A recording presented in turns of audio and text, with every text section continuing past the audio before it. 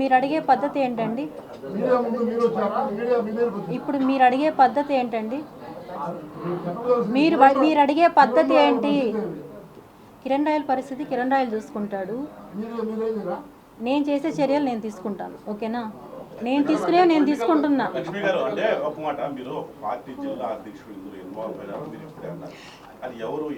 ఎవరు అనేది ఎంక్వైరీలో తెలుస్తుంది, మీకే తెలుస్తుంది. ఎందుకంటే 1 ఇయర్ బ్యాక్ నా దగ్గరకు వచ్చి మాకు సంబంధించిన ఏవైతే ప్రూఫ్స్ ఉన్నాయో రిలీజ్ చేసిన ఆడియోలు కానీ వీడియోలు కానీ ప్రతి ఒక్కటి వాళ్ళే తీసుకెళ్లారు నా దగ్గర నుంచి.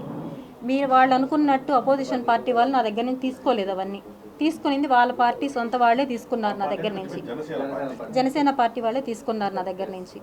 వాళ్ళు ఎవరికి ఇచ్చారో, ఎవరి ద్వారా రిలీజ్ అయ్యాయో అవన్నీ కూడా నేను ఆల్రెడీ సిఐ సార్ దగ్గర కంప్లైంట్ ఇచ్చున్నాను. అవన్నీ కూడా వస్తాయి. నేనైతే ఇక్కడైతే ఏవైతే రిలీజ్ చేశానో అవి మాత్రమే నేను పెట్టినవి. ముందు పెట్టినవి నేను హాస్పిటల్లో ఉన్న 2 డేస్లో ఏవైతే రిలీజ్ చేశారో నా మొబైల్ నుంచి రిలీజ్ అవ్వలేదు. అవి నా దగ్గర నుంచి 1 ఇయర్ బ్యాకే వాళ్ళు కలెక్ట్ చేసుకున్నారు అవన్నీ.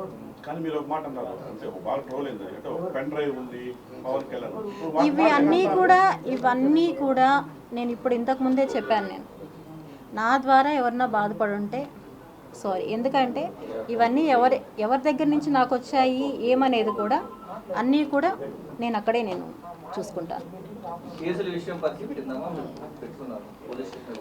కేసులు అవి మాట్లాడుతున్నాను, మాట్లాడి సెటిల్ చేసుకుంటాం.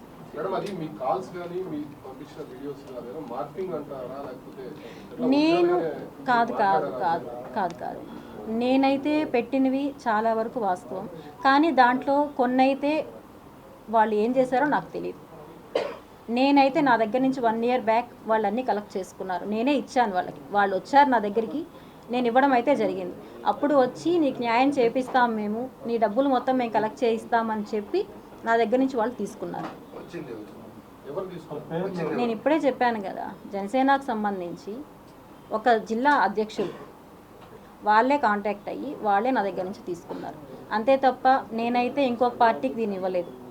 వాళ్ళు ఎవరికి ఇచ్చుకున్నారో దాని ద్వారా ఎవరు లబ్ధి పొందారనేది నాకు తెలియదు. మధ్యలో నన్ను ఒక ఆట బొమ్మలాగా వాడుకున్నారు. నేను వచ్చింది నా న్యాయం కోసం నేను వచ్చాను, అంతేగాని ఇంకొక దాని గురించి నేను రాలేదు. ఇంతకుముందు ఆయన అడిగారు కిరణ్ రాయల్ మంచోడా చెడ్డోడా అనేసి.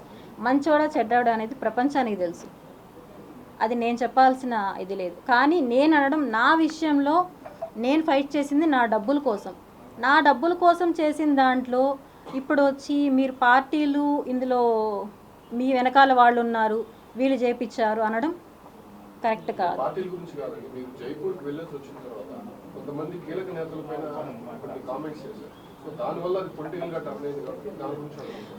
పొలిటికల్గా టర్న్ అయిందంటే అట్లా చేశారండి.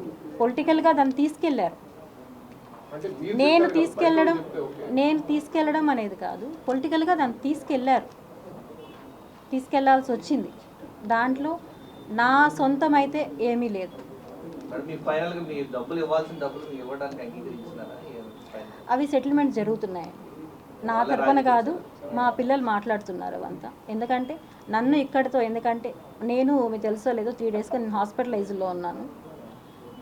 ఇంకా పిల్లలు ఇంకా వద్దు ఇవన్నీ అని చెప్పి వాళ్ళు ఇది వచ్చింది. సో నేను ఒక క్లారిఫికేషన్ ఇవ్వాలి, నేను ఇవంతా క్లోజ్ అయ్యేటప్పుడు నేను ఒక క్లారిఫికేషన్ ఇవ్వాలని చెప్పి నేను ప్రెస్ మీట్ పెట్టడం జరిగింది.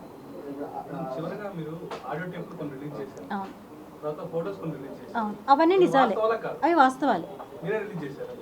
ఇప్పుడు నేను మీకు ఆ రోజు లింక్ అనేది ప్రొవైడ్ చేశాను కదా, అవన్నీ వాస్తవాలే.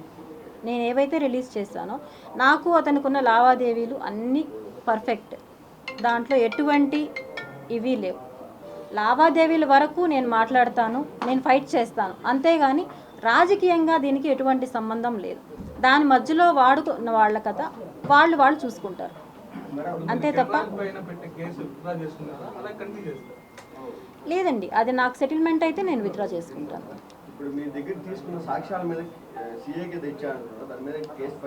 ఫైల్ అయ్యాయండి, SVU ఫైల్ అయ్యాయి. అన్ని కాపీలు కూడా ప్రొవైడ్ చేసాం కదా, కేసు ఫైల్ అయ్యింది, కాపీలన్నీ కూడా ప్రొవైడ్ చేసాం మేము. సాక్ష్యాలు తీసుకొని నేను ఇప్పుడు నా దగ్గరికి ఎవరైతే వచ్చారో అవన్నీ వాళ్ళన్నింటిపైన కూడా నేను కేసు అనేది ఫైల్ చేశాను. ఆల్రెడీ ఇచ్చాను. నిన్నే వెళ్ళి నేను అన్నీ ఇవ్వడం జరిగింది. నేను అన్నీ నా దగ్గర ఎవరైతే తీసుకున్నారు, ఎవరు వచ్చారు అనేది అన్నీ కూడా నేను ఇచ్చాను.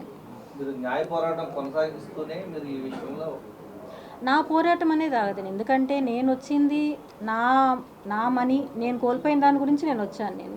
దానికోసం అనేది నా ఫైట్ ఆగదు. కానీ నేను ఇక్కడ మాట్లాడుతున్నది నా సమస్యని పొలిటికల్గా తీసుకొని అడ్వాంటేజ్ తీసుకొని నన్ను ఒక ఆబ్జెక్టాగా తీసుకొని వాడుకుంటున్నారు. దయచేసి ఇది వద్దు అని చెప్పడానికే వచ్చాను నేను.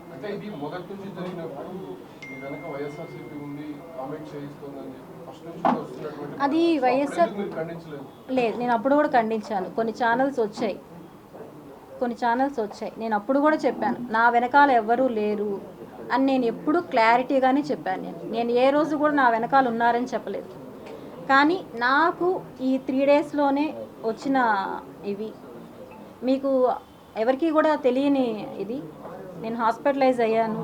కొన్ని విషయాలు నేను తెలుసుకొని చాలా బాధపడ్డాను. ఒక సోషల్ మీడియాలో ఒక యూట్యూబర్ పెట్టాడు, అవి చూసి నేను కోలుకోలేకపోయాను. చాలా దారుణంగా పెట్టాడు. అవన్నీ చూసి నా పిల్లలు ఇంకా వద్దు, మాకు నువ్వన్నా ఉండేది మాకు కావాలి అని చెప్పి వాళ్ళు తీసుకున్న డెసిషన్ ప్రకారమే నేను ఈరోజు రావడం జరిగింది.